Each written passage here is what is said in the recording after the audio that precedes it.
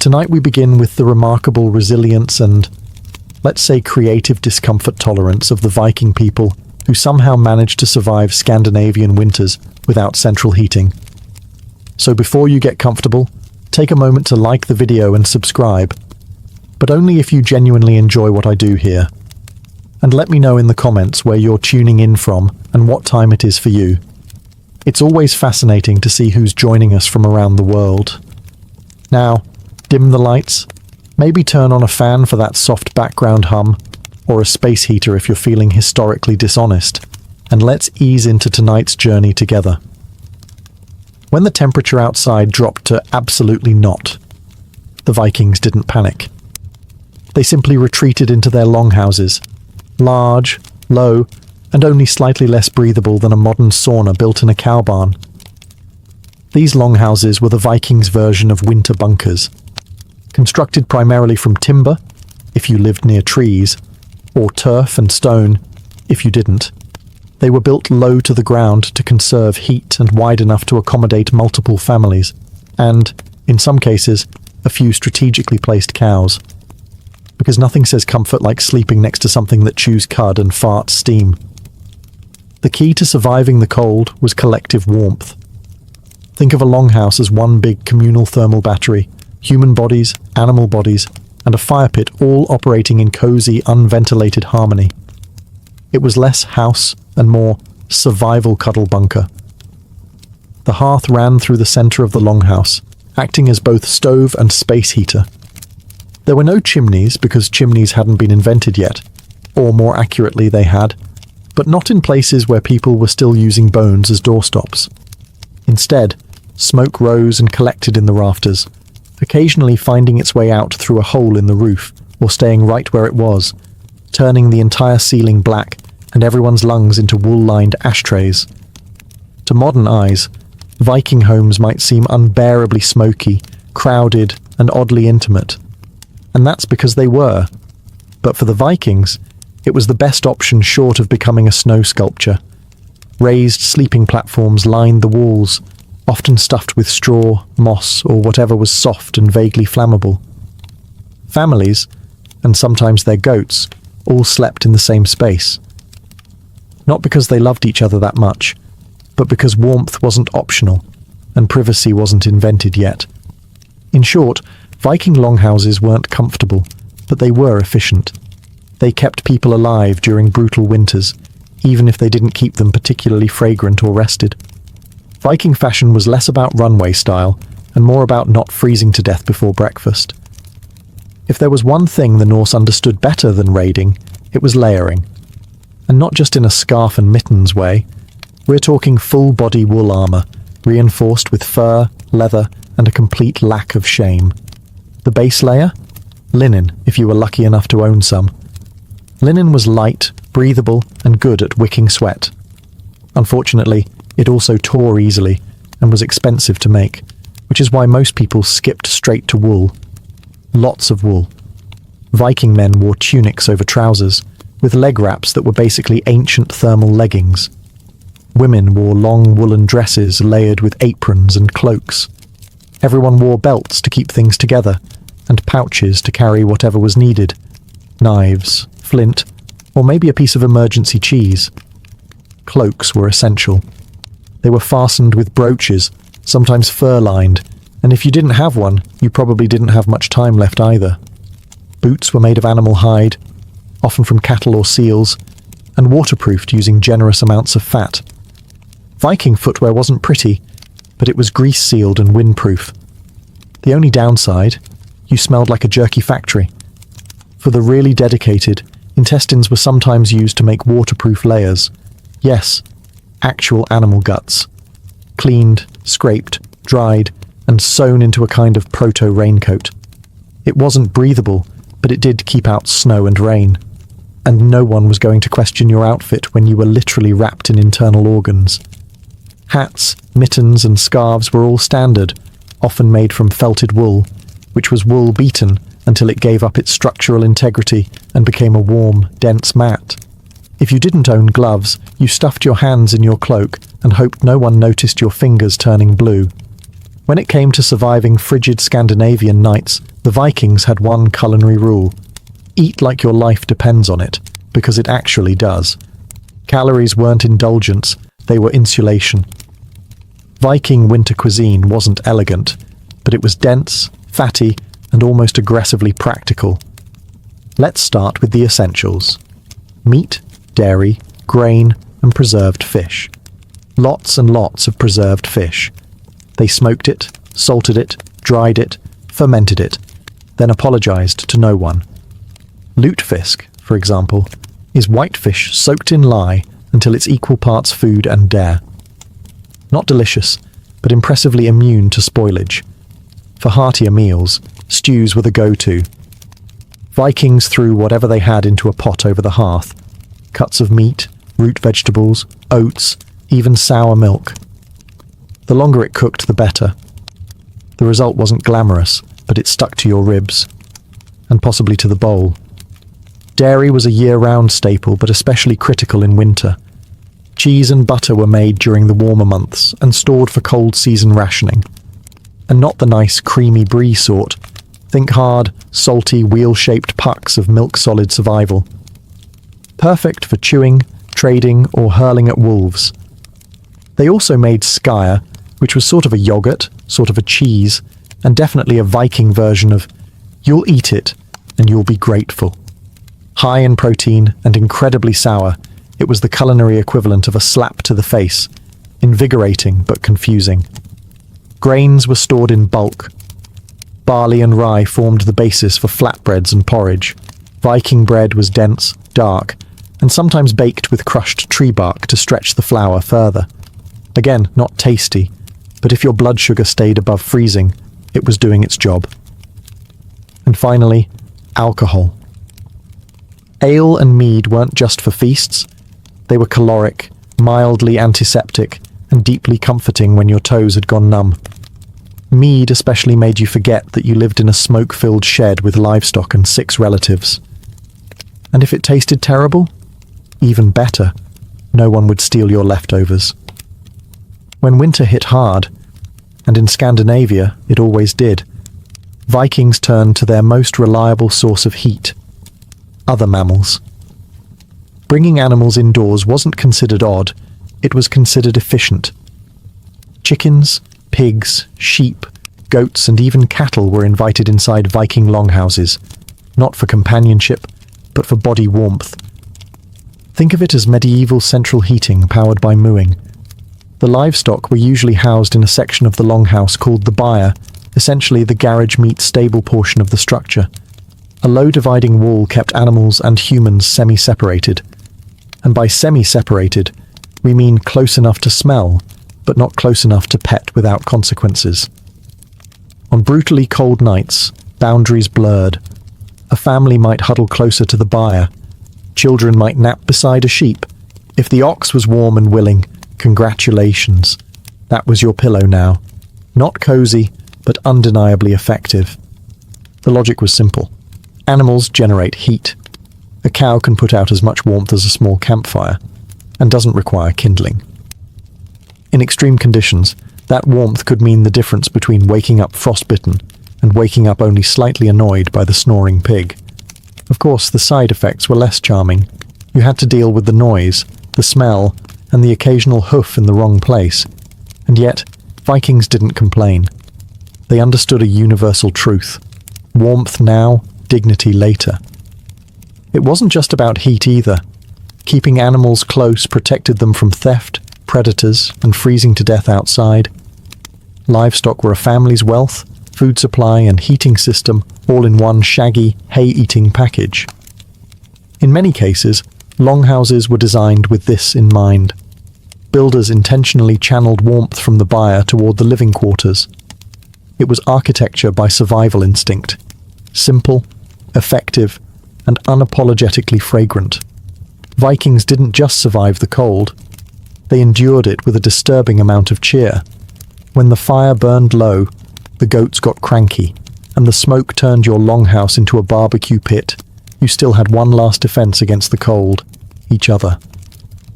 Huddling wasn't just warmth, it was community engineering. Families slept side by side on raised platforms, layered in wool, and whatever scraps of hide weren't being used to patch the roof. Privacy was a myth. Comfort was a rumor. But warmth? That was shared. Children nestled between adults. The elderly were treated like heated relics. Dogs and cats weren't pets. They were thermal devices with whiskers. Everyone packed in, breathing each other's smoky, cabbage-scented air and pretending they couldn't hear Uncle Bjorn snoring like a wounded elk. But this wasn't just physical survival. Winter isolation could rot your mind faster than your toes. That's where Viking humour came in, rough, blunt, and strangely effective. They told sagas and sang songs, often about warriors freezing to death heroically, which somehow made everyone feel better. They roasted each other with sharp wit and zero filter. Nothing beat back seasonal depression, quite like mocking your cousin for falling in the latrine last week. Feasting was another essential morale booster. During midwinter, food that had been hoarded since fall was brought out in generous portions, not just to celebrate Yule, but to remind everyone, hey, we're still alive, and look, we have turnips. Vikings also held games and competitions inside, sometimes including riddles, board games like a kind of proto-chess with more betrayal, or wrestling matches that occasionally knocked over the livestock. The goal wasn't just entertainment, it was distraction, from the cold, the dark, and the very real possibility that spring might never come. But most of all, they survived winter because they expected it to be hard. There was no complaining, no sense of entitlement to comfort.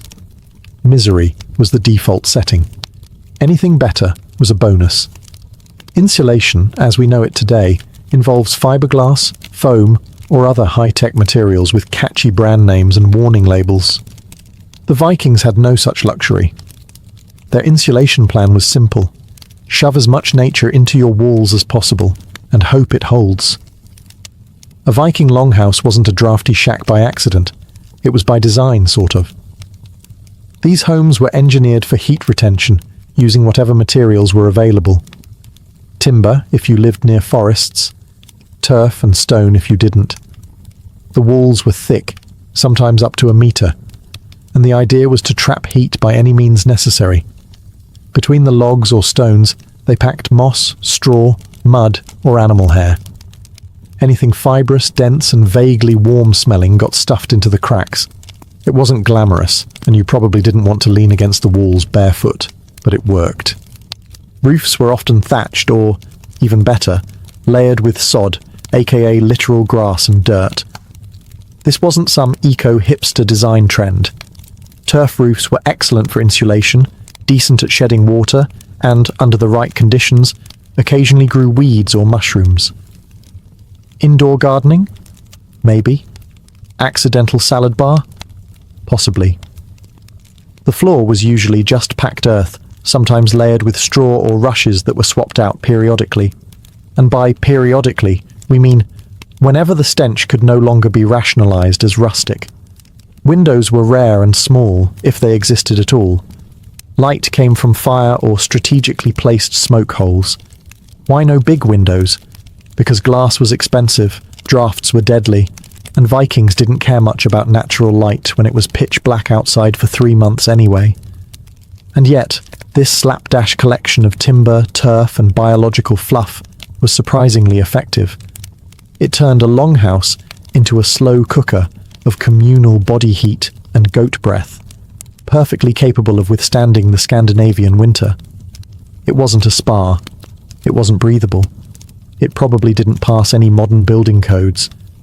But it kept Viking families alive, warmish, and just smoky enough to preserve their food and confuse insects. When the fire burned low and the wind howled outside like an angry frost demon, Vikings relied on a time-tested method to survive the night. Sleep like your life depends on it, because it does. Viking sleeping arrangements were less private bedroom and more thermal mass strategy. Whole families, sometimes including distant relatives and whichever livestock weren't feeling well, slept on raised wooden platforms lining the longhouse walls. These beds were topped with straw, moss, or hay, and layered in fur, wool, and resignation. There were no sheets, no duvets, no embroidered pillowcases. If it was soft and didn't bite, it went on the bed. Everyone slept in their clothes. Changing into pajamas in sub-zero temperatures was a good way to become a Viking popsicle, so layers stayed on. Boots were sometimes even worn to bed. If that sounds ridiculous, remember, frostbite doesn't care about your dignity. Infants were bundled up and held close. Children were often placed between parents or older siblings, not for emotional bonding, but for pure logistical insulation. It was essentially a family-sized meatloaf of humans and wool. Couples slept together, obviously, but so did anyone who could squeeze in. Modesty was not a priority. Warmth was. If someone's feet wandered a bit, that was called survival, not scandal. Wool cloaks were draped over bodies like medieval thermal blankets. Animal hides, especially from reindeer or bears, added another layer of warmth. If you had a bearskin blanket, you were either very rich or very lucky, or very committed to hunting terrifying things in winter. In wealthier households, or during particularly brutal winters, heated stones or bricks were sometimes placed under bedding. Yes, the Vikings had their own version of a hot water bottle, only heavier and more likely to burn your thigh. And if the fire in the hearth went out during the night, you didn't relight it immediately. You pulled someone closer and muttered something in Old Norse that probably translated to, "Don't you dare steal the fur again." In short, sleeping in a Viking longhouse wasn't glamorous. It was smoky, cramped, and had a 100% chance of snoring. But it worked. In theory, smoke was supposed to drift up and escape through the thatched roof, or a vent near the top of the structure. In practice, it clung to the rafters like an unwanted guest and slowly filtered down into everyone's lungs. You didn't breathe fresh air in a Viking house. You breathed experienced air. By the end of a winter evening, your chest felt like it had smoked a pork shoulder, and so did the pork shoulder. Oddly enough, this wasn't all bad. The smoke helped preserve meats and fish hung from the rafters. It also kept insects and mold at bay. Plus, the constant low-level exposure probably gave every Viking the respiratory system of a Victorian coal miner. Still, the downsides were hard to ignore. Red eyes, hacking coughs, and ceilings stained darker than Odin's mood. Small children and elders likely suffered most, being shorter and therefore closer to the densest layers of smoke. You know, because physics is a jerk. Some families tried to manage this by building raised platforms, or sleeping closer to the ground to avoid the worst of the haze. Others simply powered through, eyes watering as they stirred stew, or tried to find their bed without tripping over a semi-cooked goat. A handful of Viking homes, the upscale kind, had actual smoke outlets in the roof. But for the average Norse family, smoke was just part of the ambience. It warmed you, seasoned your food, and reminded you every single day that fire was both a friend and a flaming health hazard. And if things got too smoky, you opened a door, let in the fresh air, and froze your toes off. When the darkest days of the year rolled in and the sun decided to take a month off, the Vikings turned to an ancient and highly effective survival tool: celebration. You can't freeze to death if you're too busy drinking and yelling around a bonfire. Enter Yule, the midwinter festival that was equal parts religious observance, survival tactic, and excuse to eat everything that wasn't nailed down. It usually began around the winter solstice and stretched for days, sometimes even weeks, depending on how generous the mead supply was.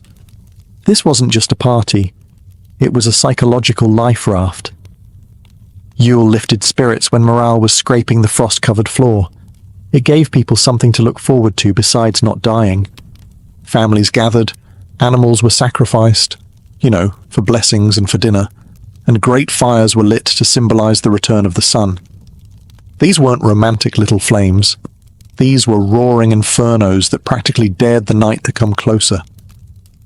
They feasted on preserved meat, drank ale and mead, told sagas, played games, and sometimes, just sometimes, they sang. And not politely either. Viking singing probably sounded like someone trying to charm a thunderstorm with a battle cry. The Yule log, now a quaint dessert or decorative centerpiece, was originally a literal log that burned for days.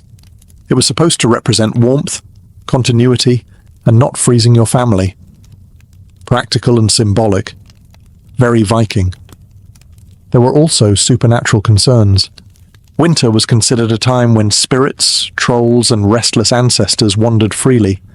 So rituals, charms, and offerings were made to keep the peace. And possibly to convince those spirits not to steal your goat. And yes, a lot of modern Christmas traditions got borrowed from Yule. Evergreens, feasting, gift-giving, dragging dead trees indoors. All Norse approved.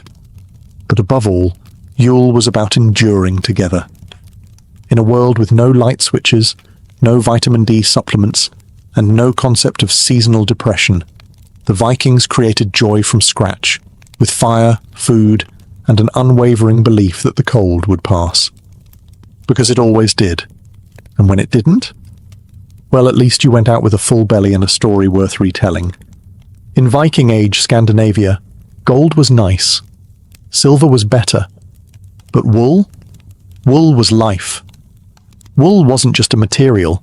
It was a Viking's primary weapon against the cold, second only to fire and the occasional cuddle with a sheep. It was spun, woven, stitched, and layered into everything. Cloaks, tunics, socks, mittens, underclothes, and blankets. If it could be made from wool, it was. The reason was simple. Wool works. Unlike cotton, which clings to you like a cold, wet betrayal, wool retains heat even when damp, which is handy when your local weather forecast is freezing fog with a side of regret. Every household, especially in rural farms, raised sheep, not for cuteness or cheese, but for the glorious, itchy miracle growing on their backs. Spinning wool was a year-round job, usually done by women and children. In winter, it became the closest thing to heating the future. The Vikings didn't do fashion for fashion's sake, but their woolen garments were surprisingly tailored. Tunics were fitted, cloaks were cut to allow mobility. Leg wraps were expertly bound to avoid tripping over yourself mid-blizzard. Form followed function, and warmth followed form.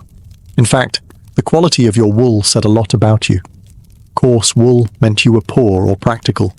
Soft, tightly woven wool? That was luxury, the Viking equivalent of a cashmere hoodie. Wealthy Vikings could afford dyed wool, sometimes even imported colors like blue or red.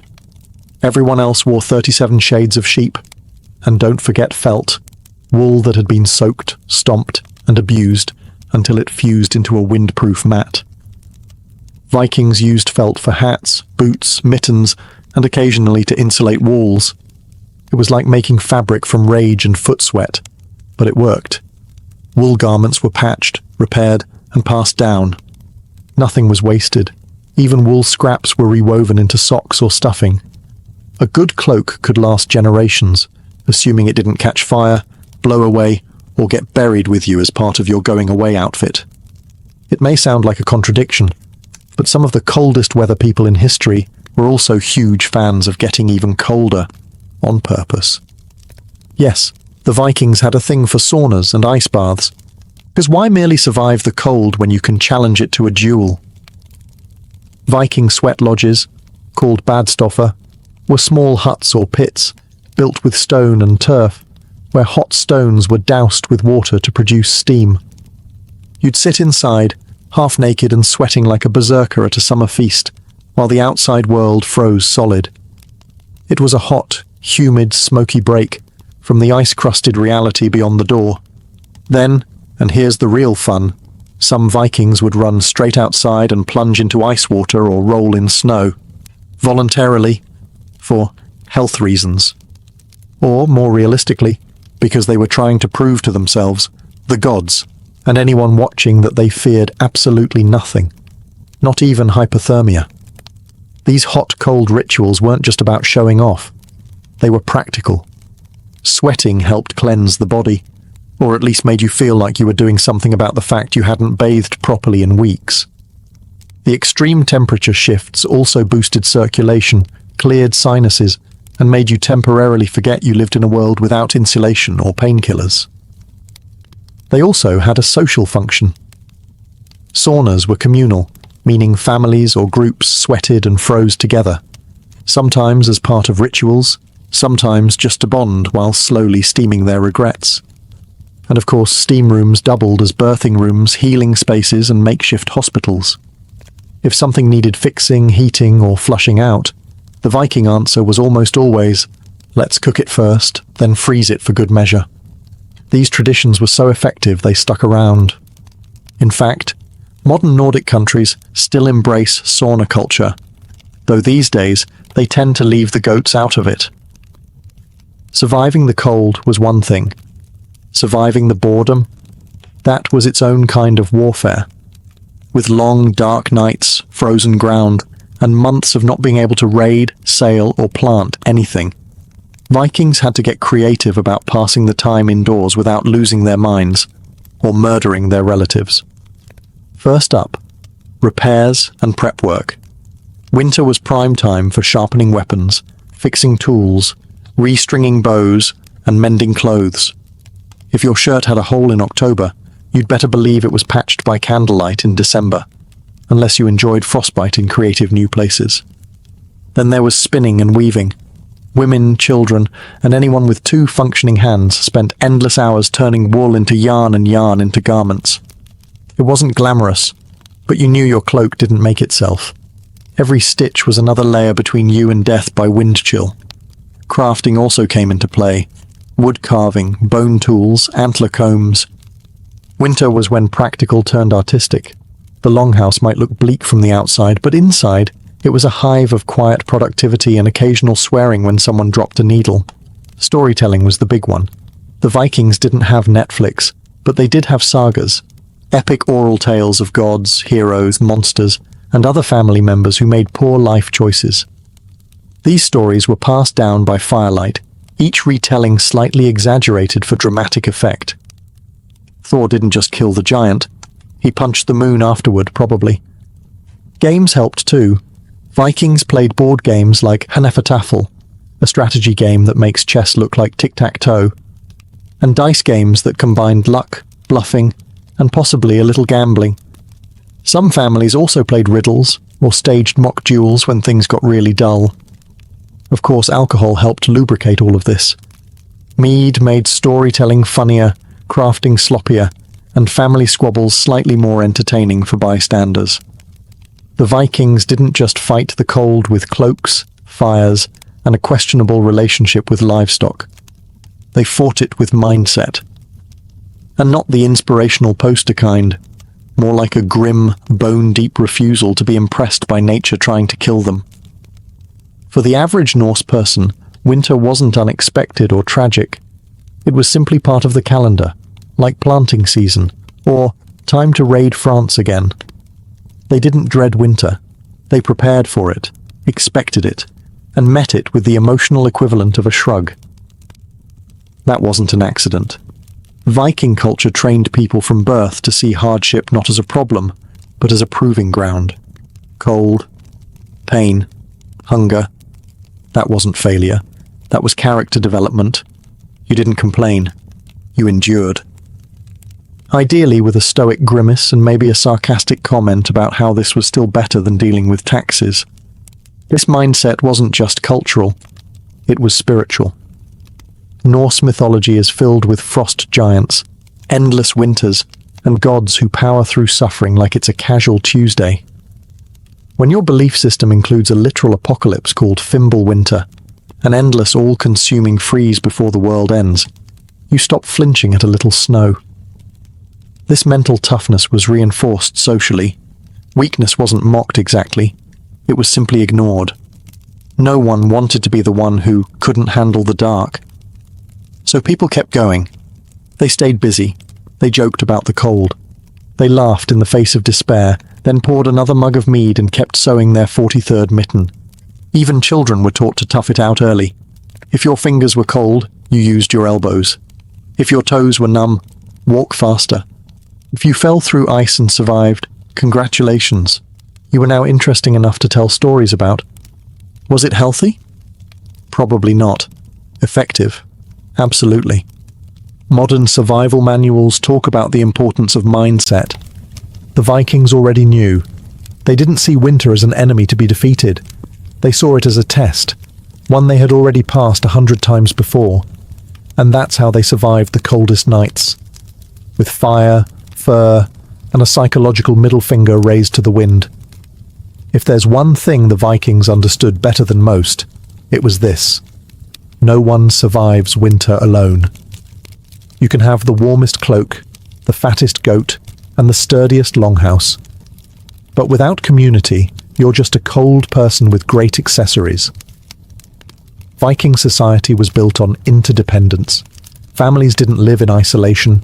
They clustered in farms, villages, or settlements, often made up of extended kin and close allies. When winter hit, this network became your literal lifeline. Food was shared, firewood was pooled. If your roof collapsed, someone helped you fix it. If your child got sick, someone offered herbs, prayers, or at the very least, a sympathetic grunt. This wasn't generosity for generosity's sake. It was survival math. The more people you kept alive through winter, the more hands you had come spring, for farming, sailing, fighting, or just holding back the cows during calving season. Helping others helped yourself, even if that meant sharing your last smoked fish with a cousin you didn't particularly like. During midwinter feasts like Yule, this bond was reinforced with food, storytelling, and low-grade drunken philosophy. These weren't just parties, they were social glue, keeping morale intact and reminding everyone they weren't facing the darkness alone. Even resource storage reflected this mindset. Communal granaries, meat cellars, and smokehouses weren't uncommon. If one family's supplies ran out, others pitched in. Not because it was polite, but because winter was long, and one weak link in the chain could drag down the entire group. Justice and leadership played a role too. Local chieftains, or godi, priests and legal leaders, were responsible for maintaining order, but also making sure no one froze in a ditch. Their reputation depended on their ability to manage both law and logistics. A respected leader was one who could settle a dispute and organize firewood collection. There was also, of course, peer pressure. If you tried to hoard food or skip your chores, your neighbors would notice. And in Viking society, getting judged by the entire village was just slightly worse than death. At the end of it all, the snow, the darkness, the livestock snoring in your bed, one truth remained. The Vikings didn't just survive winter. They turned it into a proving ground. Every layer of wool, every puff of smoke, every grim joke around the hearth was part of a cultural blueprint designed for one purpose: endurance. Winter wasn't an obstacle. It was an opponent. And the Vikings? They trained year-round for the match. They adapted constantly. If the longhouse was too drafty, they patched it with moss. If the stew was thin, they made it thicker with turnip. If the nights dragged on for weeks, they filled them with stories, games, rituals, and the occasional impromptu wrestling match between cousins. No central heating? Fine. They built fire pits. No waterproof gear. They invented it out of sheep and stubbornness. No antidepressants. They had sagas, mead, and the kind of dark humor that makes seasonal depression afraid to show up. And while other civilizations slowed down in winter, the Vikings used it to get stronger. Weapons were repaired. Children were trained. New ideas were shaped around the fire. When the ice thawed, these people didn't stumble blinking into the sun. They came out ready. Ready to plant crops, build ships, make alliances, or sail across oceans to places warmer, richer, or simply worth looting. Winter didn't weaken them. It hardened them, made them leaner, meaner, and more inventive. Their success didn't come from magic or divine insulation. It came from a relentless, often smoky commitment to survival by any means necessary. Whether that meant sleeping under a goat, steaming in a hut, or eating yogurt that doubled as industrial sealant, they did it. And they did it together. Abraham Lincoln was born on February 12, 1809, in a one-room log cabin on the edge of the Kentucky wilderness, a place where survival was never guaranteed, and education was an afterthought. His father, Thomas Lincoln, was a hard-working but uneducated farmer and carpenter. His mother, Nancy Hanks Lincoln, was quiet, gentle, and literate, a rarity on the frontier. Together, they lived in near poverty, scratching out a life from thin soil and thick woods. The cabin itself had no windows, no floor, and certainly no bookshelves. Abraham's world, for much of his early life, was one of candlelight, silence, and endless labor. He would grow up chopping wood, carrying water, and wearing clothes that were more patch than fabric. There was no formal schooling in those early years. In fact, Lincoln would later estimate he had less than a single year of proper education in his entire life. But he had something more powerful, a restless mind and an aching hunger to learn. When Nancy Hanks died in 1818, possibly from milk sickness, Abraham was only 9 years old. Her death left a void in the boy's life that would never truly close. She had been his emotional anchor, the one who saw something different in him. After her burial, which was done by hand in the forest behind their farm, young Abe whittled a wooden marker himself. It was rough, crude, and soaked with tears, but it said everything. He remembered her. A few months later, Thomas remarried a widow named Sarah Bush Johnston. Unlike the stereotypical wicked stepmother, Sarah brought warmth, books, and structure. She recognized Lincoln's intelligence and encouraged his curiosity. Between chores, he devoured everything he could get his hands on: Aesop's fables, Robinson Crusoe, the Bible. If he couldn't get a book, he'd write his own thoughts with charcoal on wooden shingles. This boy, barefoot and bone-thin, with a face too serious for his age, was already forging something within himself. The world hadn't given him much. No money, no connections, no ease. But he had a fire inside that couldn't be smothered. And in that tiny cabin in the Kentucky woods, Abraham Lincoln began the long, improbable climb toward greatness. As Lincoln grew into his teenage years, life on the frontier didn't soften. If anything, it hardened. His family moved again, this time to the dense, swampy forests of Indiana. Every day was a battle against the elements, clearing trees, ploughing thick clay soil, and surviving brutal winters with little more than a hearth fire and hope. But while his body was molded by the axe and the land, his mind remained somewhere else entirely. He became known among neighbors not for his strength, though he was impressively strong, but for his towering height and peculiar habit of reading during every spare moment. He'd carry books while walking, recite Shakespeare by memory while tending fences, and sit under trees scribbling thoughts into the margins of whatever scrap paper he could find. His humor began to develop too. Dry, observational, often self-deprecating. He was the odd one, the gangly teen who quoted Jefferson, while others traded hunting stories. Lincoln had an awkward social presence. He was shy but talkative, strange yet magnetic. When he did speak, people listened. They couldn't help it. His words were clear, powerful, sometimes funny, but always aimed straight at something true. His moral compass, even then, pointed due north. He hated cruelty. He hated slavery. And he hated the way ignorance was used to justify both.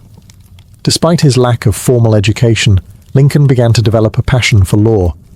The idea that words, not fists, could win battles intrigued him. He taught himself how to write clearly and argue logically. He read every book of law he could find. At night, others might be drinking or gambling. Lincoln would be in a dim room, reading Blackstone's commentaries by candlelight. By his early 20s, he left home for good. He worked as a flatboatman on the Mississippi River, witnessing firsthand the horrors of the slave trade in New Orleans. Those images would stay with him, seared into his conscience. When he returned, he moved to New Salem, Illinois, and began to reinvent himself. He taught himself grammar, joined the local debating society, and, through sheer force of will, began the long march toward becoming a lawyer. He had no diploma, no degree, no pedigree, just a belief that knowledge was power and that it could be carved, like everything else in his life, with effort, vision, and a little bit of pain. By the time Abraham Lincoln became a lawyer, he was already a legend in central Illinois, not because of prestige, but because of presence. He wasn't the kind of man who walked into a room and demanded attention with expensive clothes or polished charm. He was often rumpled, his trousers too short, his coat ill-fitted. But when he stood to speak, people leaned in. He had something more valuable than fashion: clarity, honesty, and relatability. Lincoln's legal career was unconventional. He didn't attend law school. He read law books borrowed from generous attorneys and passed the bar exam through self-study. Once admitted, he took to the 8th Judicial Circuit, a vast network of rural courts that he traveled by horseback, sometimes for weeks at a time. The roads were mud in the spring, dust in the summer, and ice in the winter. He slept in taverns, log cabins, and under the stars. But he loved it. What set Lincoln apart in court wasn't just his logic. It was his empathy. He could connect with jurors in a way polished lawyers never could. He'd speak plainly, paint vivid stories, and treat even the smallest farmer or poorest widow with respect. One farmer said, "He makes you feel like he's one of us, not above us." And that was the truth. Lincoln never forgot where he came from, and he never pretended to be anything he wasn't. But he wasn't soft. In court, when a case mattered, when he believed in it, he was relentless. His speeches could be slow, even awkward, but they built momentum. He'd lay facts like bricks, one after another, until the opposing side crumbled under their own contradictions. His cross-examinations were gentle traps. He'd lull witnesses into comfort, then spring a question that shattered their testimony. Over time, Lincoln became known as Honest Abe. It wasn't a campaign slogan. It was earned. He returned fees if he thought a case was unjust. He refused to represent clients who lied. And when other lawyers cut corners, he simply walked away. His reputation grew as a lawyer who understood the law and the land. But behind the scenes, another fire was smoldering. Politics. The law had taught him how people worked. Now he wanted to help change the system they lived in. And as slavery crept further into the national conversation, Lincoln's quiet conscience was about to roar. Lincoln's first real foray into politics wasn't exactly meteoric. In 1832, at just 23 years old, he ran for the Illinois state legislature and lost. But failure didn't discourage him. If anything, it clarified what he needed to do: listen more, learn more, and meet people where they were.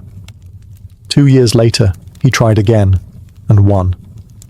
In Springfield, the new capital, Lincoln quickly became known for his measured speeches, dry wit, and moral conviction.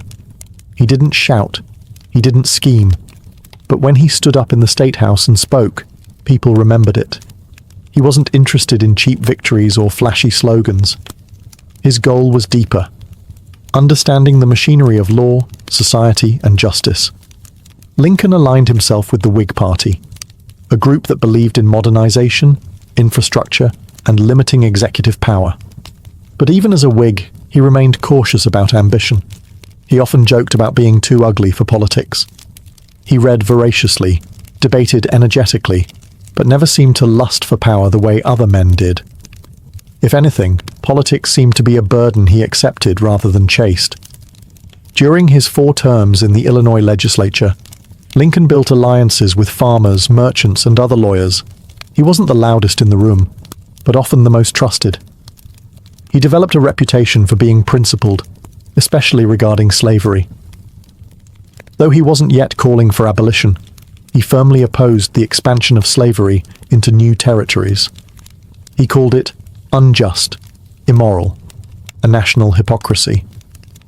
In 1846, Lincoln made the leap to national politics, winning a seat in the U.S. House of Representatives. There, he took a bold and unpopular stance against the Mexican-American War, calling it unconstitutional and unnecessary. This wasn't a winning move politically. His district didn't like it. He served a single term, and didn't run again. Back in Springfield, he returned to his law practice, married Mary Todd, a well-educated woman from a slave-holding Kentucky family, and tried to live a quieter life. But the nation was changing rapidly. The Compromise of 1850, the Kansas-Nebraska Act, and the expansion of slavery were tearing the country apart. Lincoln might have left politics, but politics hadn't left him. The debates were growing louder, bloodier. The Union was beginning to crack, and the man once known for his caution was about to rise, not as a candidate, but as a conscience. By the 1850s, the issue of slavery no longer simmered. It boiled. The Kansas-Nebraska Act of 1854, which allowed new territories to decide for themselves whether to permit slavery, ignited fierce violence and deeper division. Bleeding Kansas became a national symbol of chaos. For Abraham Lincoln, it was a turning point. He couldn't stay silent any longer.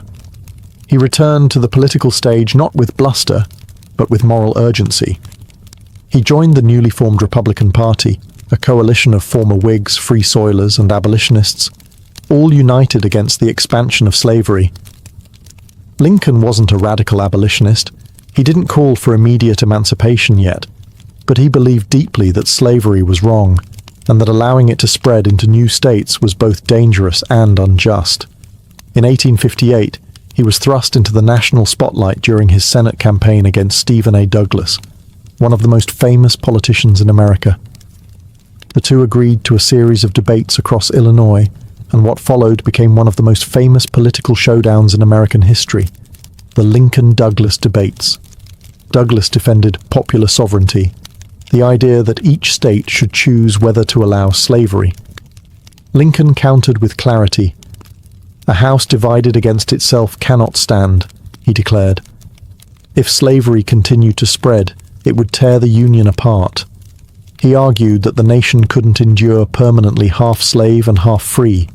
He didn't win that Senate race, but he won something greater: national attention.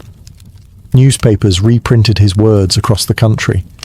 People who had never heard of Lincoln before now whispered about the lanky lawyer from Illinois with the deep-set eyes and deeper convictions. Though he lost, he'd proven himself. He stood toe-to-toe with one of the great orators of the time, and never flinched. He challenged the nation's comfort, not for personal gain, but because his conscience demanded it. Privately, Lincoln wrestled with the enormity of the issue. He once wrote that if slavery isn't wrong, then nothing is wrong. But he also knew that acting too quickly could shatter the fragile Union. Still, the die was cast.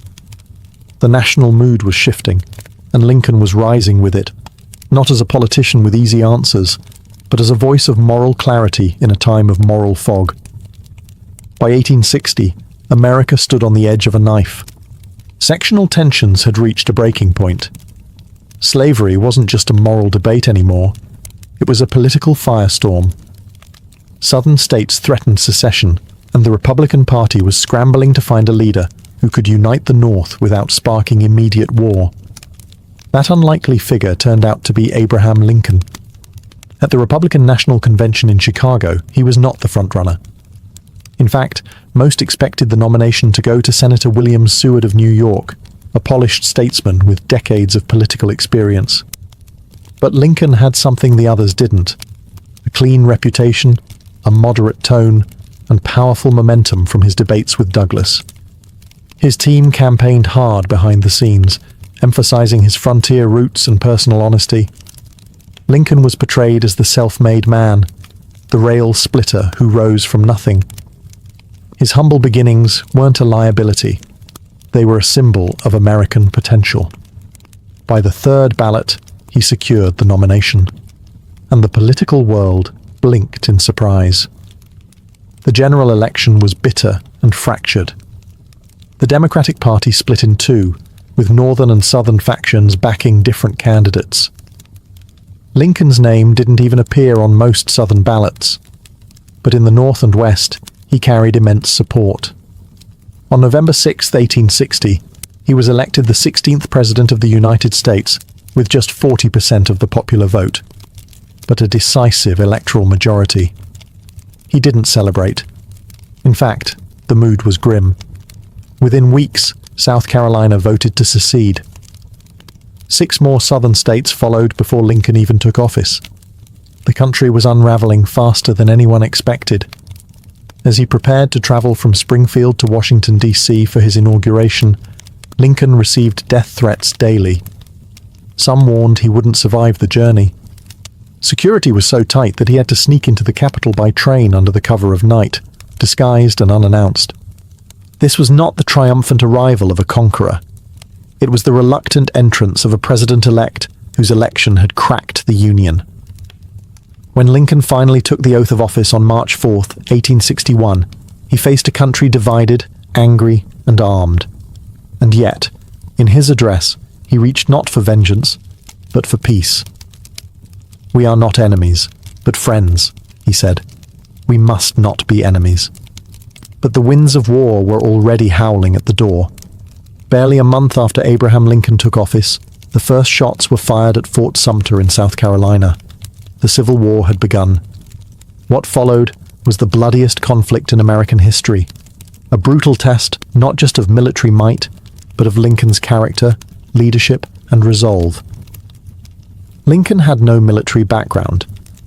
He had briefly served as a captain in the Black Hawk War, but had never seen combat.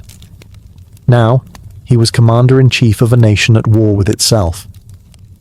He spent long nights in the War Department, reading telegrams, studying maps, and learning strategy on the fly. He read books on warfare, questioned his generals, and obsessed over troop movements. He wasn't a warrior by nature, but he became one by necessity. His early presidency was marked by frustration.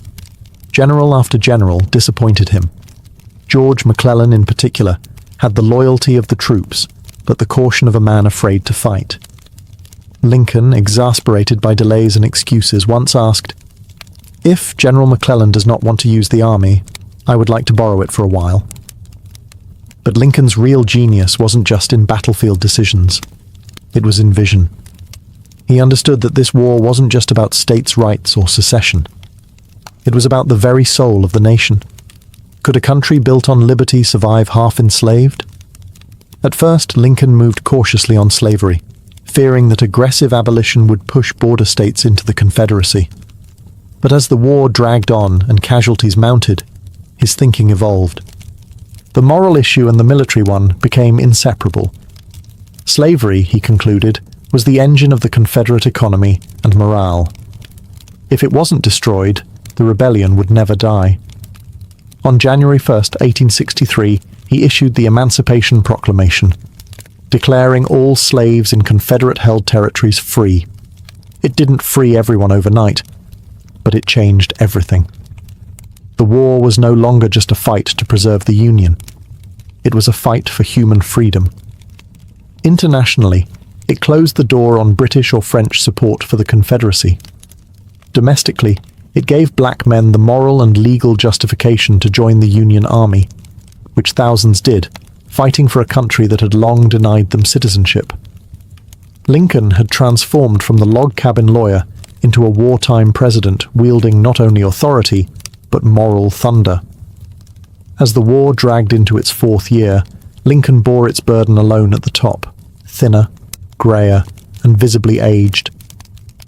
Every day brought fresh casualty lists. Towns became graveyards. He received letters from grieving mothers and wives, each demanding to know why their sons and husbands had died. And though he never fought on a battlefield, Lincoln carried the war in his eyes and on his shoulders. His cabinet was a mix of political rivals, men who once ran against him and didn't always respect him. But Lincoln managed them like a maestro, balancing ambition with purpose. He didn't rule by fear or force. He ruled with patience, stories, and clarity. Even his critics began to admit the man had steel beneath the smile. And then came Gettysburg. The battle in July 1863 was a turning point.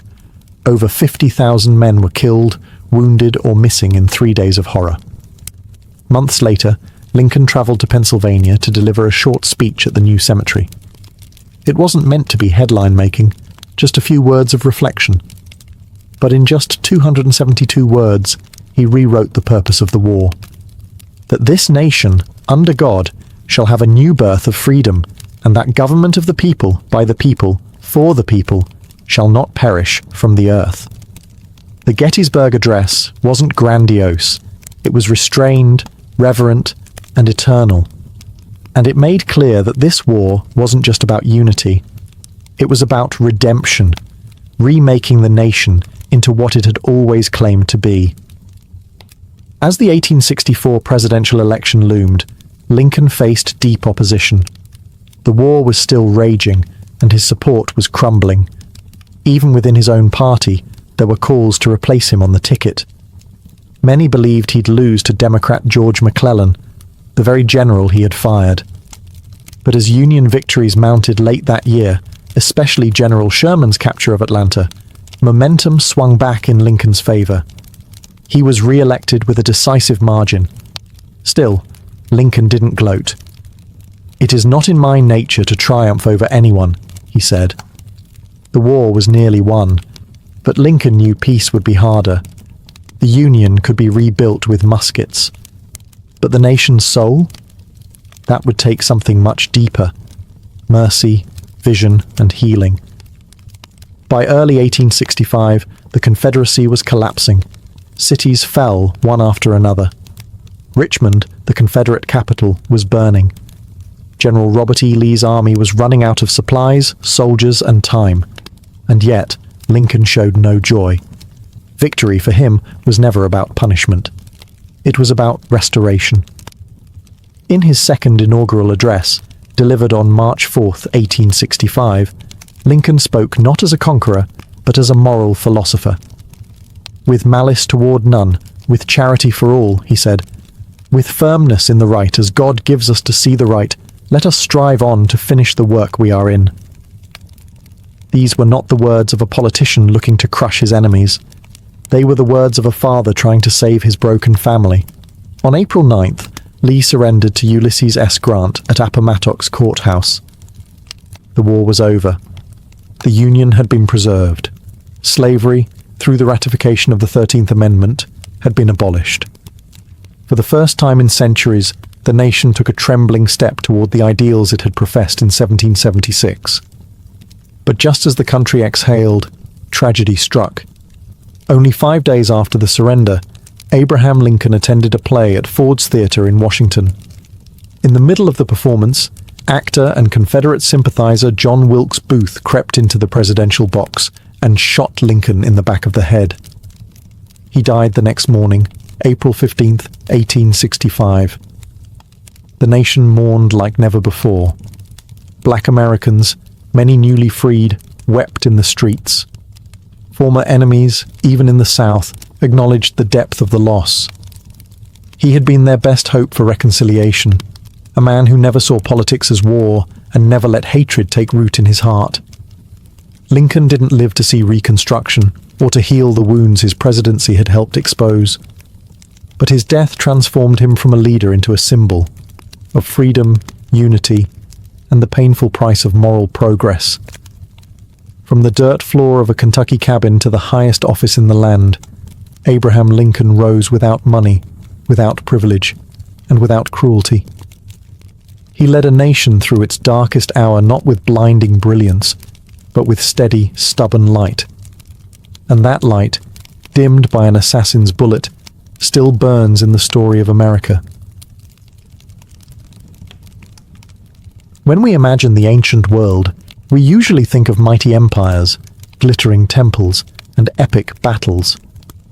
What we rarely consider is how these people pooped. Yet sanitation, or the lack of it, shaped daily life as much as any king or war. Behind every marble palace or clay brick home, someone had to deal with the mess. And in a time without flush buttons or scented sprays, that was a far more public and pungent affair than we like to admit. Toilets, in the ancient world, weren't just about comfort. They were about survival. Human waste carries disease, and when it's poorly managed, as it often was, entire communities suffered. Dysentery, cholera, and parasitic infections were frequent, invisible killers. In cities without sanitation, Waste flowed through the streets, soaked into wells, and clung to sandals. But in places that took sanitation seriously, something remarkable happened. Life expectancy rose, plagues lessened, and urban centers flourished. Surprisingly, some of the world's oldest civilizations developed systems that wouldn't look entirely out of place today. The Indus Valley cities had street-wide drainage and brick toilets. The Minoans built ceramic pipes and flushing mechanisms. The Romans? They practically turned waste management into an art form. And while other societies, like the Vikings or early Chinese dynasties, handled things a bit more rustically, even they had methods that reflected cultural ideas about health, modesty, and the natural world. But let's be clear, ancient toilets were not always private, not always clean, and certainly not dignified. Communal latrines were often the norm, especially in military camps or urban centers. Picture 20 stone holes in a row, no dividers, everyone seated elbow to elbow, gossiping or arguing while doing their business. Sponges on sticks were passed around.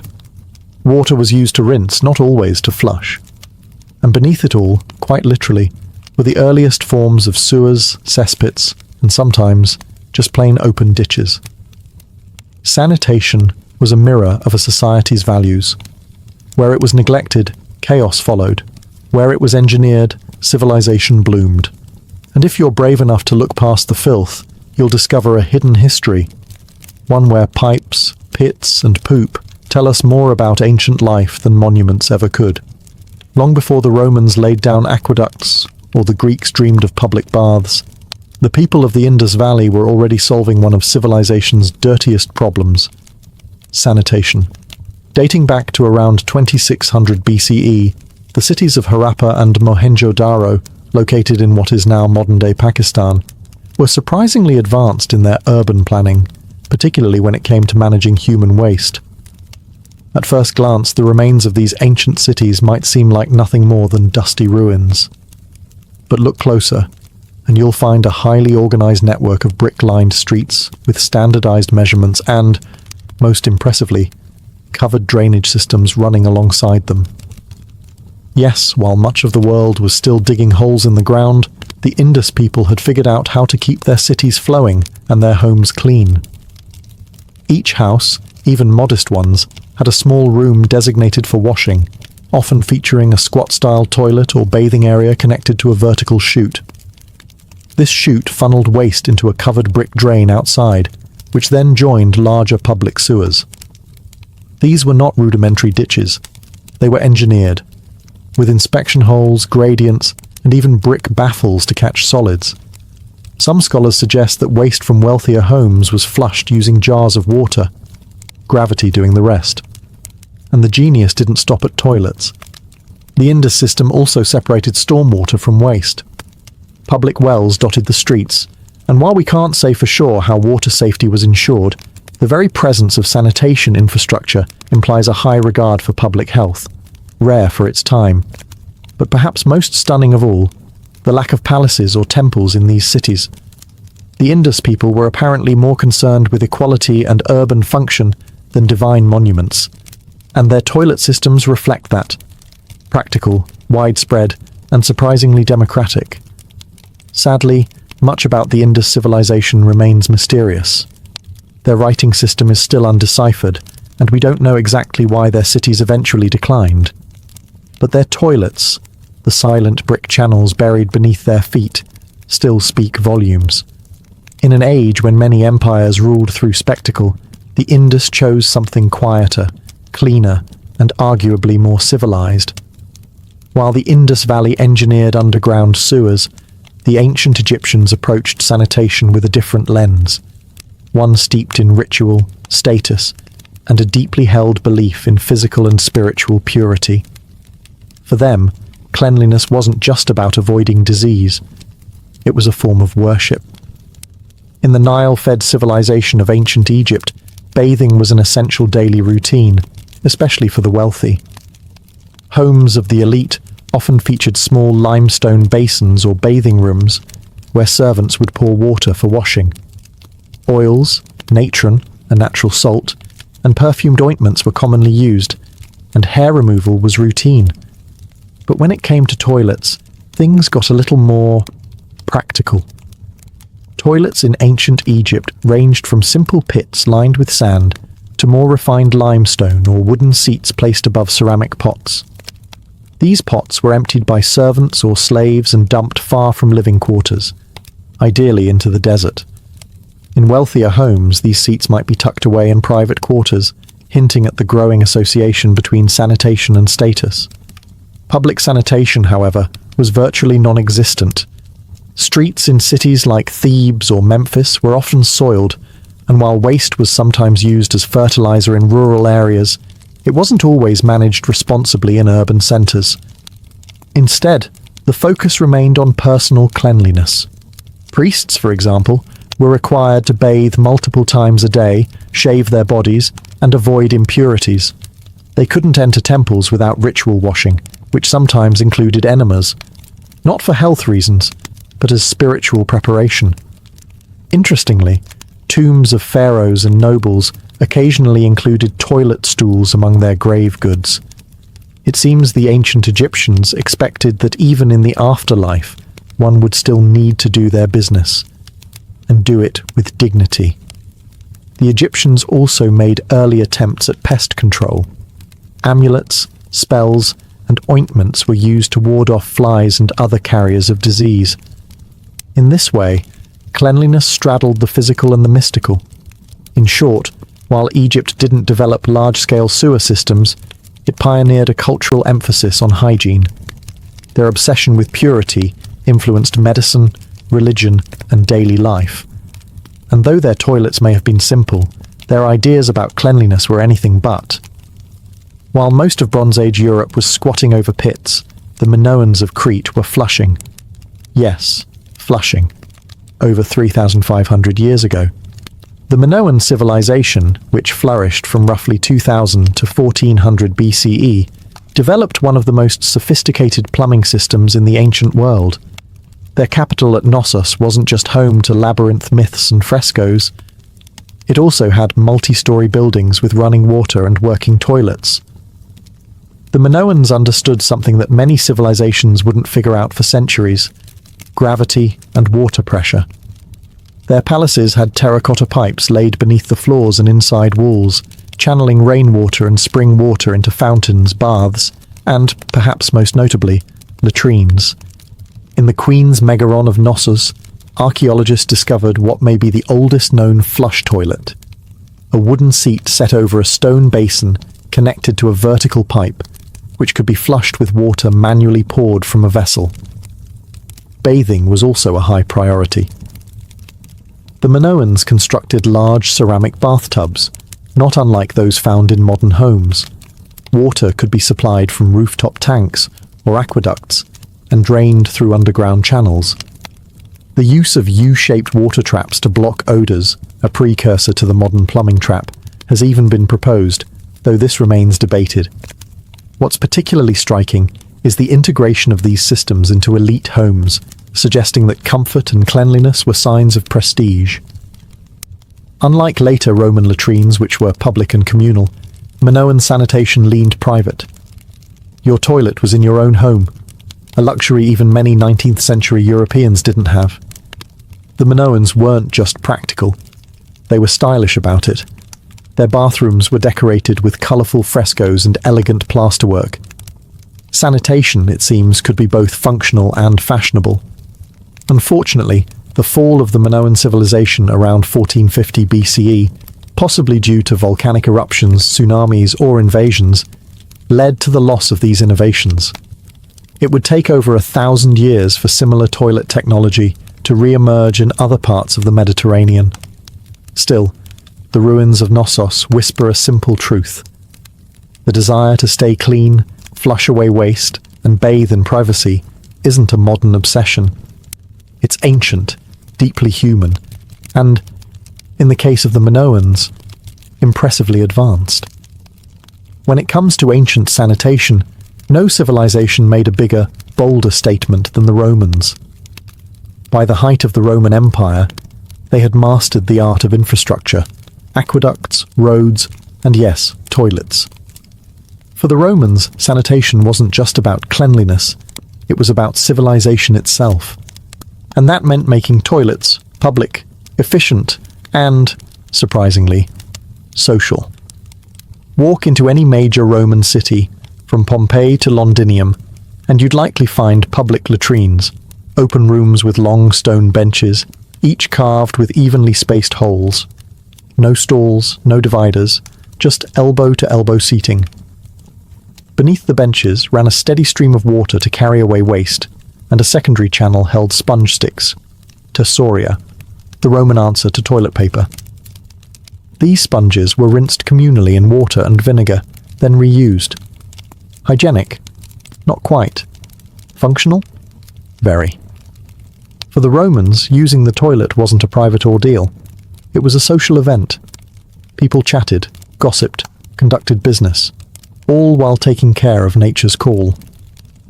Latrines were often decorated with mosaics or inscriptions, some of them humorous or even crude.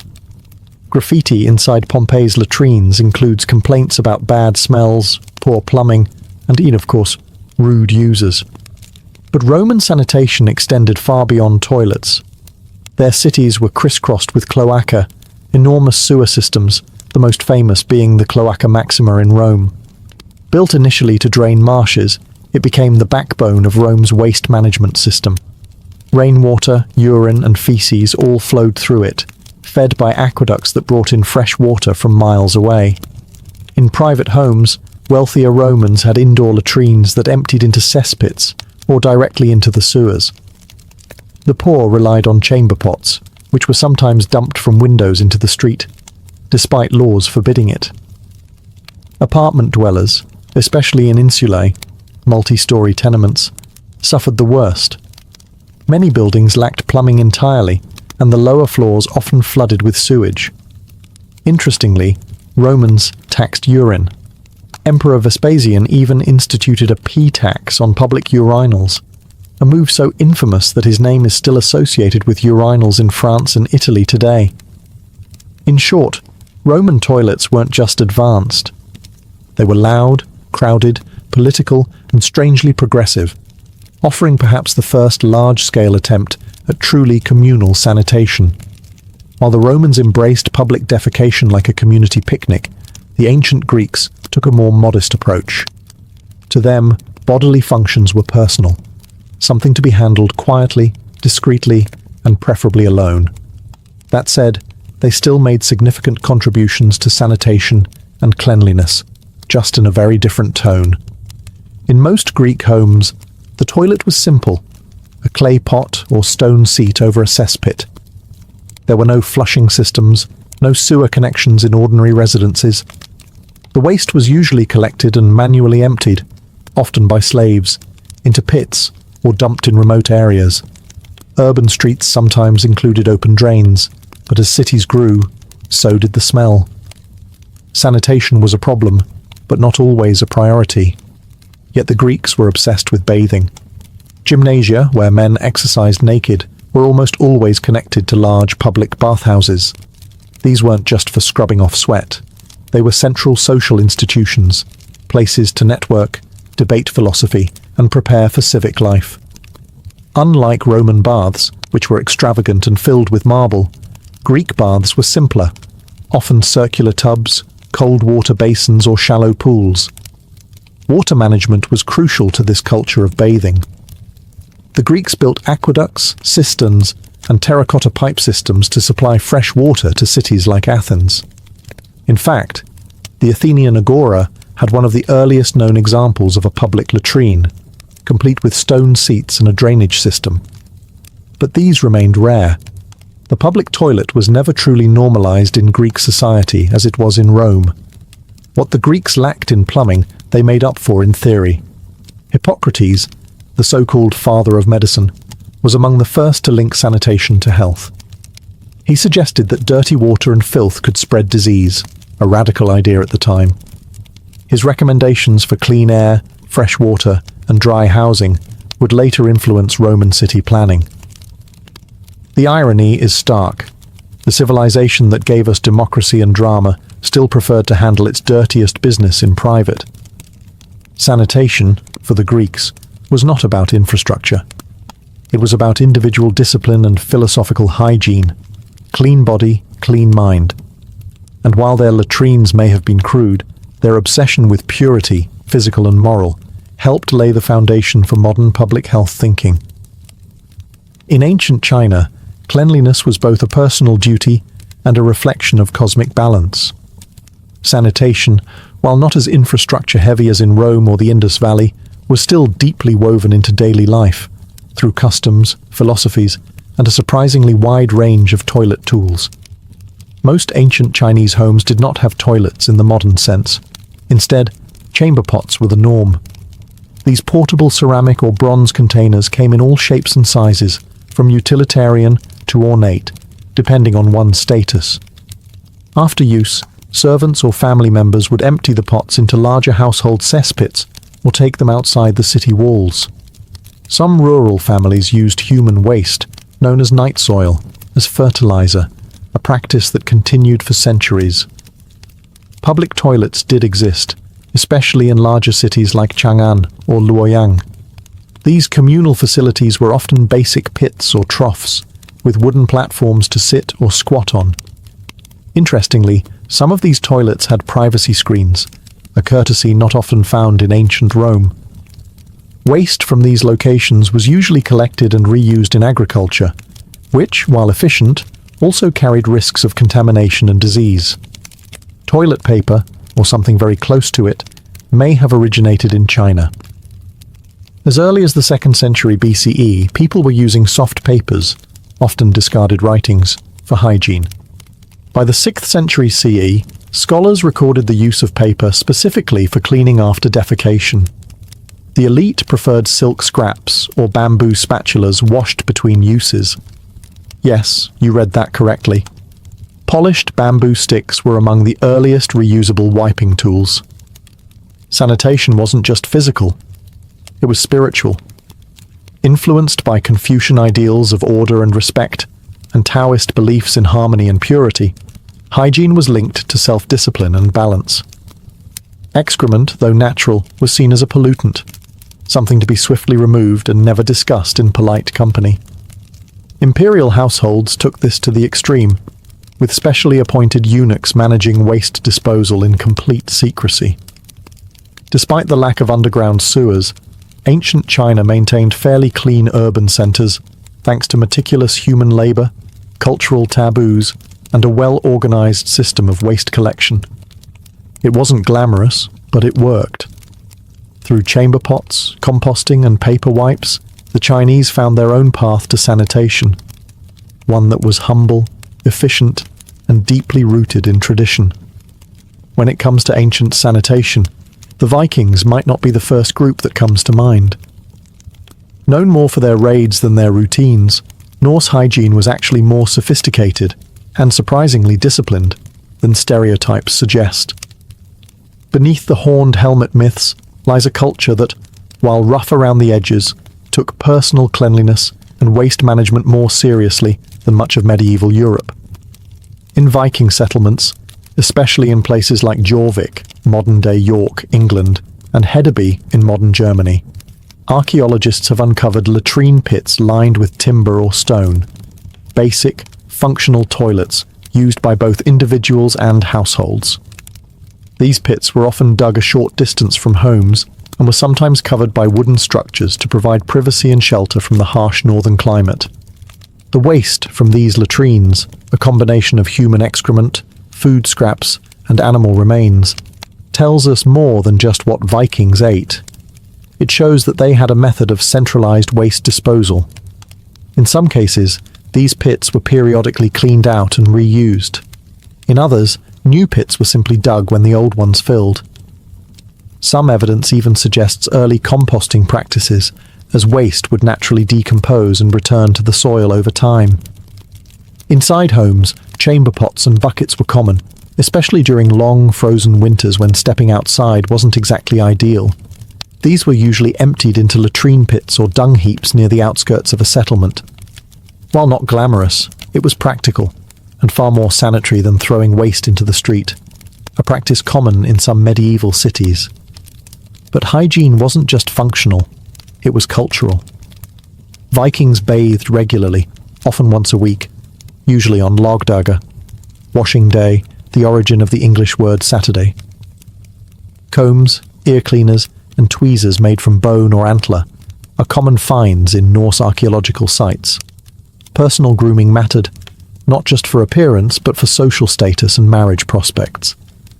While Viking sanitation lacked the engineering feats of Rome or the ritual purity of Egypt, it was rooted in pragmatism.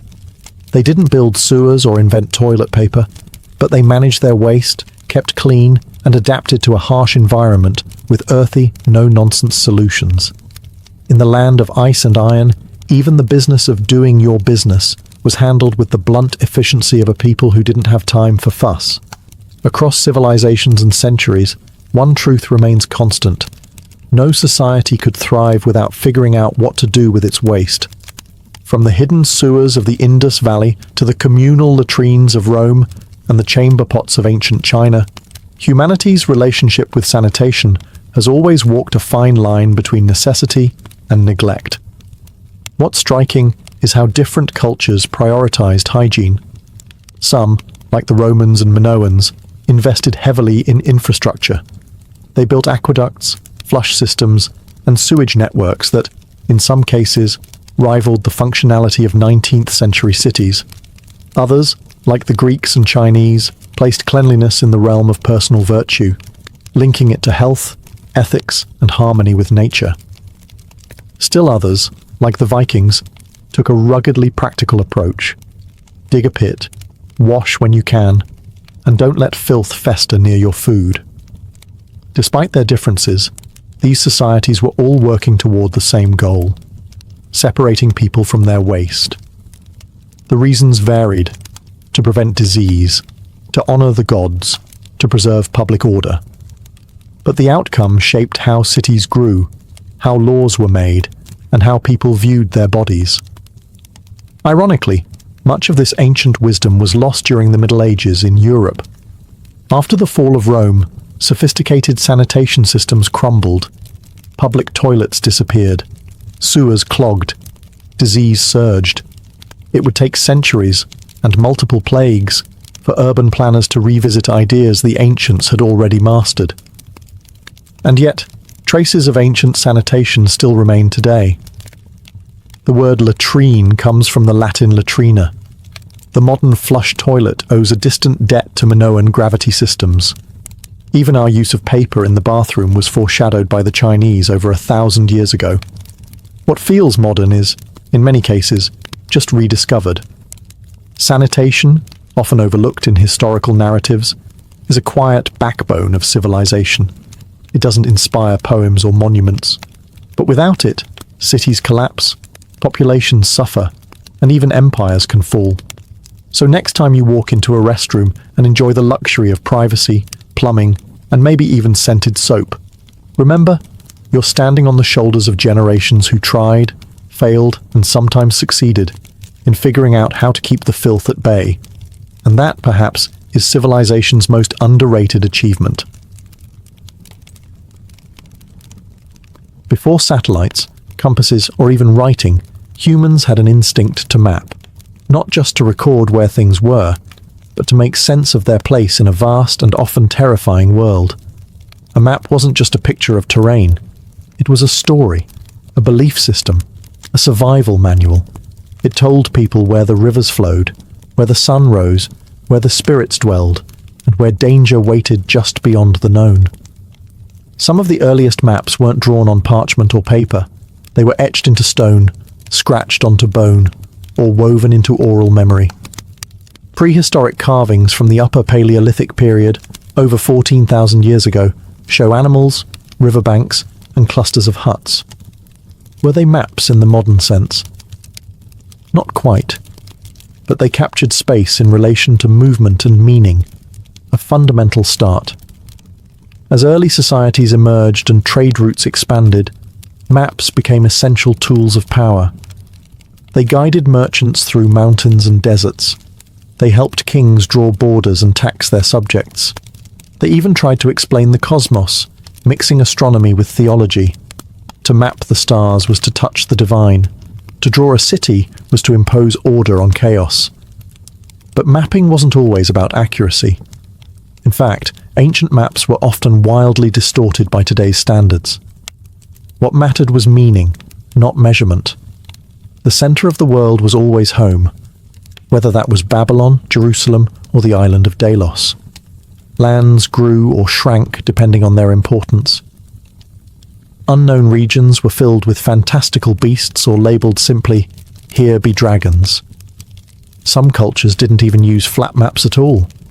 Polynesian navigators, for instance, crafted stick charts that recorded ocean currents and island swells, not for the eye, but for the hands and the mind. These weren't meant to be read like modern maps, but felt and memorized through ritual training. The instinct to map, to visualize space, time, and position, is deeply human. Whether carved in clay, painted on walls, or sung in chants, maps helped ancient people connect with their environment, their gods, and each other. And while their methods varied wildly, their goal was always the same: to find their place in a mysterious and shifting world. In the cradle of civilization, amid the temples and ziggurats of ancient Mesopotamia, the Babylonians began carving the first known maps into clay. These weren't just practical tools for land ownership or city planning. They were cosmic documents, attempts to impose order on a chaotic world by capturing it in cuneiform lines and symbols. One of the most famous examples is the Imago Mundi, a clay tablet dated to the 6th century BCE, now housed in the British Museum. It's often cited as the oldest known world map. At just 6 inches across, it's a tiny window into the Babylonian universe. At its center sits Babylon itself, shown as a rectangle, surrounded by a circular landmass representing the known world. The Euphrates River cuts through the middle, and various cities, mountains, and regions are labeled in cuneiform. Beyond the world is a bitter river, likely the ocean, and then mysterious triangular islands, each with mythological descriptions. These weren't real places. They were symbolic zones of chaos and danger, the outer limits of what could be known. To the Babylonians, mapping wasn't just geographic, it was spiritual. The heavens were mapped just as carefully as the earth. Babylonian astronomers tracked planetary movements, lunar cycles, and eclipses with stunning precision, all inscribed onto clay tablets with reed styluses. These celestial records weren't only scientific, they were used to predict omens and divine the future. The map of the sky was a guide to fate. On a more local scale, land surveys were common and practical. Clay tablets from as early as 2300 BCE record detailed plots of farmland, with notes on boundaries, irrigation canals, and ownership. These were the tools of bureaucrats, tax collectors, and priests. Precision mattered here, not for navigation, but for managing wealth and resources. Babylonian maps reveal a people obsessed with structure, not just physical, but metaphysical.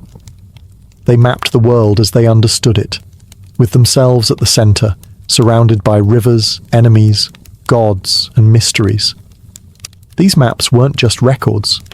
They were expressions of belief, power, and a desire to make the unknowable a little more knowable. While the Babylonians mapped the world with mythic rings and cosmic rivers, the ancient Egyptians turned their attention to something far more grounded, the land itself. In the floodplains of the Nile, mapping wasn't abstract. It was about control, survival, and the sacred geometry of a kingdom that stretched from desert cliffs to delta marshes. The Egyptians didn't produce world maps in the Babylonian sense. Instead, their cartography was deeply practical.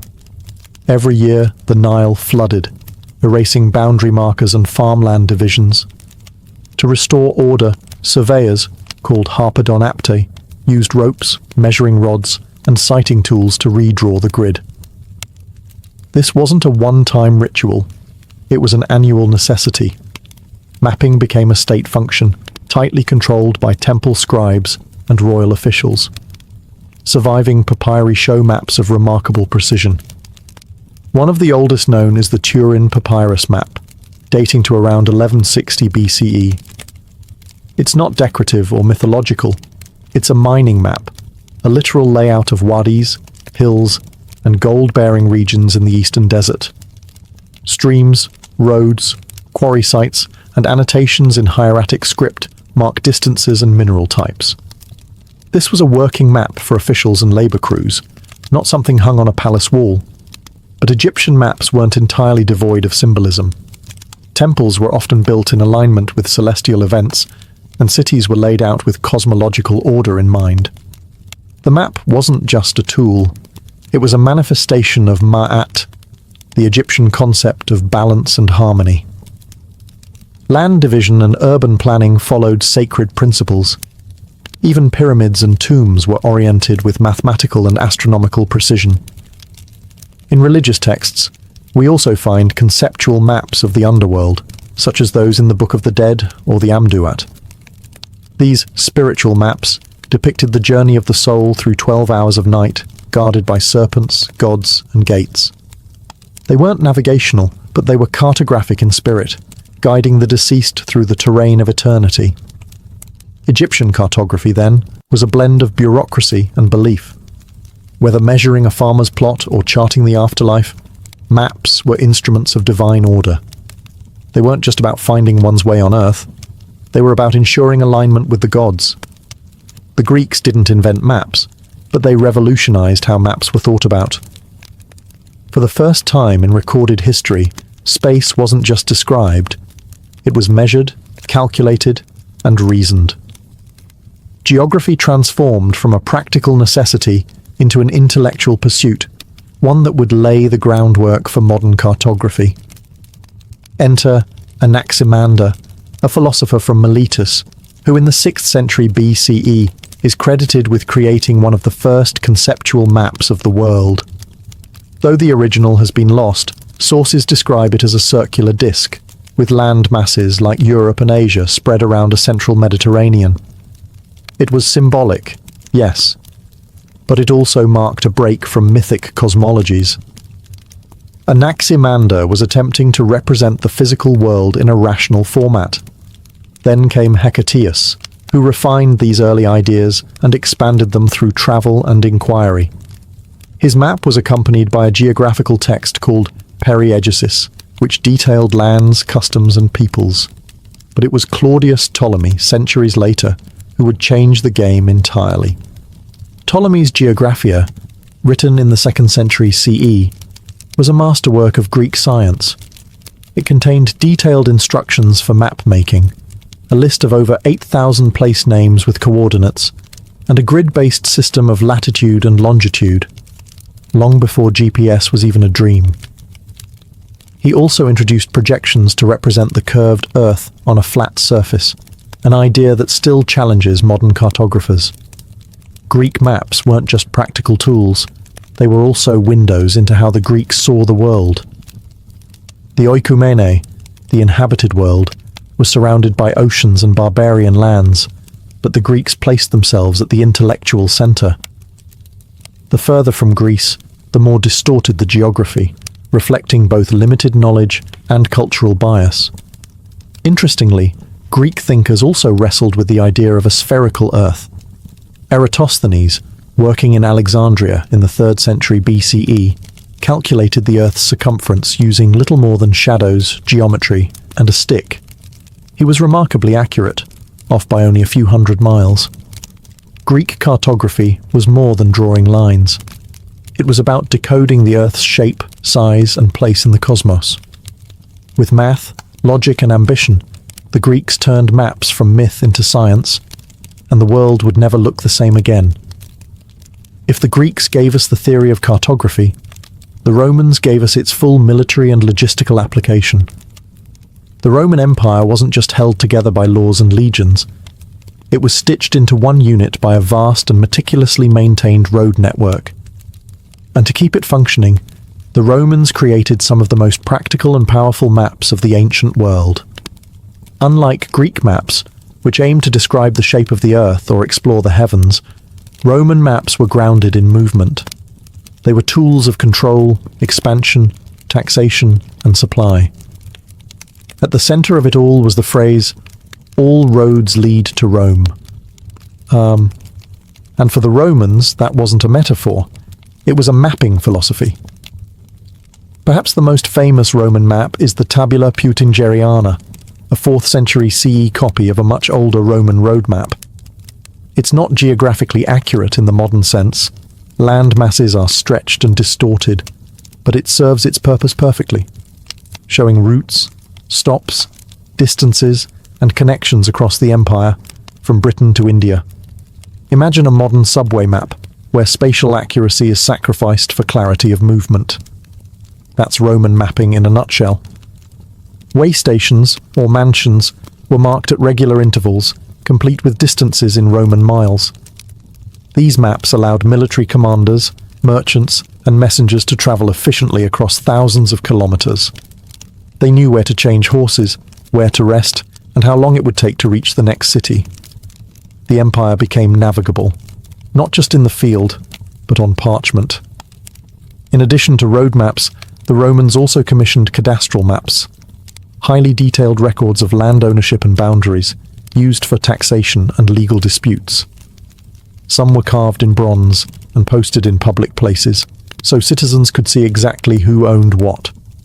Control of land was control of power, and the Romans understood that with brutal clarity. Interestingly, the Romans showed less interest in mapping the whole earth or the heavens. Their focus was always on what could be conquered, travelled, or taxed. The map wasn't a cosmic vision, it was a spreadsheet with roads. And yet, by making the empire legible, Roman maps created something enduring, a sense of shared space, of belonging to something bigger than your town or tribe. It was cartography as empire, functional, detailed, and ruthlessly efficient. While Roman maps emphasized roads and administration, ancient Chinese cartography pursued a harmony between territory, governance, and the cosmos. In China, maps were never just geographical tools. They were political documents, philosophical statements, and celestial mirrors. To map the land was to understand one's place under heaven and to rule it properly. Some of the earliest known maps in China date back to the 4th century BCE, discovered in tombs like the one at Mawangdui. These silk maps show rivers, roads, and military positions, not drawn to scale, but incredibly detailed for their time. They weren't made for travelers. They were buried with the dead, perhaps to guide the spirit or to demonstrate the deceased's command of territory. By the Han dynasty, 206 BCE, 220 CE, cartography had matured. Officials used maps to govern the empire's vast provinces, record taxation zones, and plan military campaigns. Surveying tools like the groma and sighting instruments helped measure land with surprising accuracy. Some Han maps even included coordinate grids, centuries before they appeared in the West. One of the most influential Chinese geographers was Pei Shu, active in the 3rd century CE. He established principles for scientific map-making, emphasizing scale, direction, and consistent measurement, ideas that would become foundational to later Chinese and Korean mapping traditions.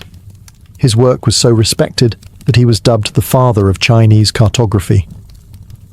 But Chinese maps weren't only concerned with Earth. Cosmological charts were deeply important. The Chinese sky was mapped in constellations grouped into celestial palaces and symbolic animals, the azure dragon of the east, the white tiger of the west, and so on. These star maps guided everything from agriculture to imperial rituals. The emperor, as the son of heaven, was believed to rule in alignment with celestial order. If his maps, and by extension his governance, fell out of harmony, so did his right to rule. In China, the map was not merely a tool of bureaucracy, it was a bridge between heaven and earth. Whether carved into stone, painted on silk, or etched into bronze, a map represented more than land. It reflected the emperor's ability to impose clarity on the chaos of the world. Far from the massive empires of Eurasia, the Polynesians developed one of the most unique and abstract forms of mapping the world, one that didn't rely on paper, ink, or scale, but on deep experience and intuitive memory. These were the stick charts of the Marshall Islands, and they represented a radically different way of understanding geography, not by land, but by sea. The Polynesians were master navigators. Thousands of years before European explorers crossed the Atlantic, they were sailing vast stretches of the Pacific, navigating by stars, swells, bird behavior, and cloud patterns. With no compasses or written language, their maps had to function differently. Not as static images, but as memory aids and tactile guides for apprentice navigators.